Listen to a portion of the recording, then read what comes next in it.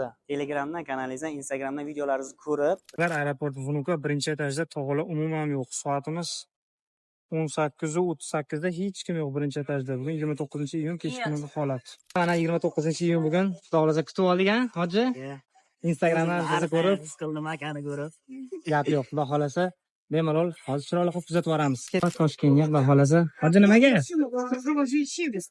Azla mana Vnuko Termiz yo'nalish bo'yicha O'zbekiston havoylar 23 kilogramm bagaj 8 kilovoshna qiladi. Kechki kungi holatlarda zo'r tomonda Toshkentga ketyapti do'stlar mana. Toshkent yoqda ketyapti. Binolar kelaverasizlar. O'zimiz passajlarimiz ham bor edi. Registratsiya o'tkazdik. Hoji qalay? Hammasi sotganmi? Hammasi a'lo darajada. Men sizni kutganimdan-da chotga a'lo bo'ldi. Mana dokumentlarda kamchilik bor edi, kelib mana bez ochirib, oldi qatorlarga joylab berdim. Xudo xolasa biletlari ham mashallah oching, buni qarang mana.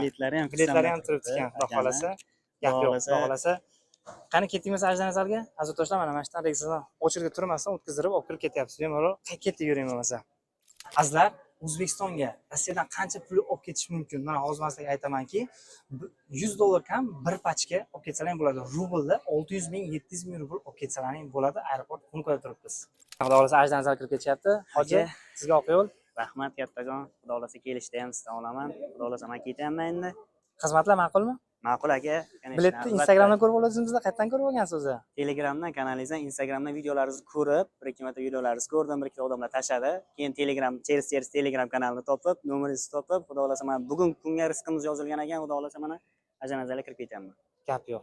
Sog' bo'ling. Sizga sog'lik, hammaga omad, hamma ishonsin, hamma kelsin. Sog' bo'linglar.